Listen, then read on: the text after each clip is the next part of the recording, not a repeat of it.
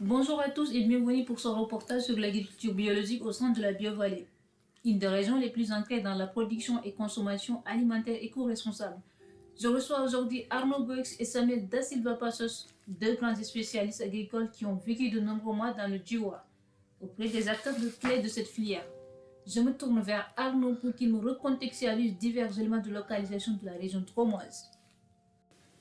Oui, bonjour Fama et merci pour votre invitation. Alors concernant la commune de Die, elle est située au cœur du parc régional du Vercors. Il s'agit bien d'une des sous-préfectures de la Drôme, à environ 45 km au sud-est de Valence, à vol d'oiseau. Et d'un point de vue topographique, nous sommes en moyenne montagne, dans ce que l'on appelle communément les Préalpes.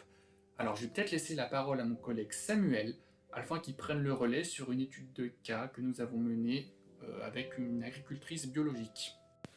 Merci Arnaud pour tous tes éléments de recontextualisation. Ce fut un ravissement, Samuel.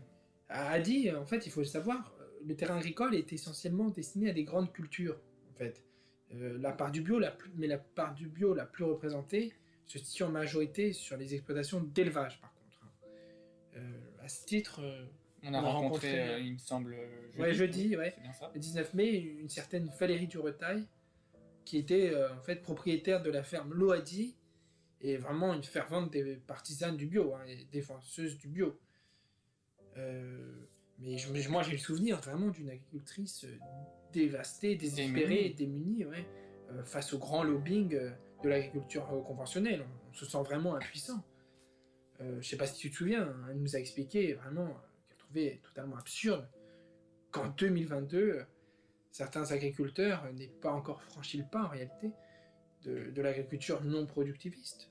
Et c'est vrai qu'elle déplorait le fait que, dans un certain sens, les aides de la PAC soient majoritairement, sinon exclusivement, destinées aux agriculteurs non bio qui polluent, qui ne respectent pas les normes. Un petit peu comme finalement un encouragement en trompe-l'œil implicite au maintien d'une agriculture productiviste. Avec la complicité des pouvoirs publics. Bien sûr, c'est ça, c'est eux. Ils ferment les yeux, mais ça les arrange bien. Je pense que tout le monde y trouve son compte, et c'est ça le grand malheur. Et encore, la Drôme n'est pas la plus mal lotie, parce qu'elle a pu bénéficier d'un grand mouvement d'installation de néo-ruraux dans les années 70, qui ont pu impulser réellement une culture propre au territoire de l'agriculture biologique.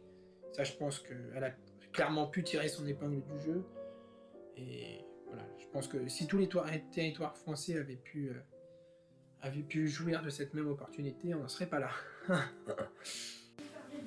Merci à vous deux pour ces informations. Maintenant, nous allons passer au visionnage de la vidéo.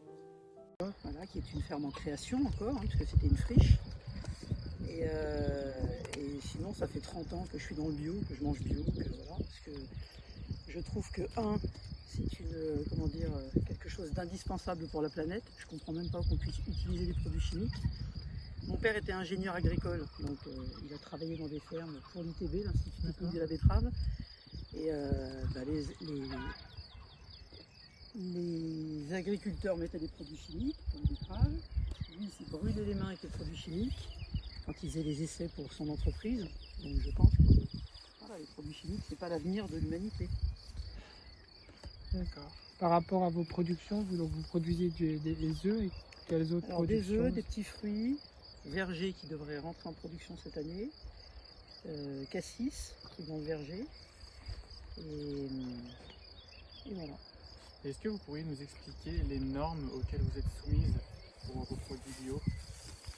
En fait, le contrôle sur la bio, donc là pour l'instant je suis avec les bureaux Veritas. D'accord. Voilà, et donc c'est un peu un contrôle qui dure près de 3 heures.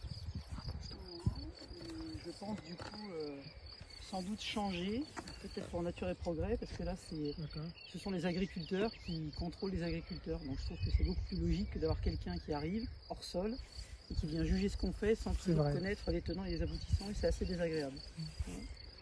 Voilà. Je trouve d'ailleurs que c'est pas les agriculteurs bio qui devraient payer les contrôles.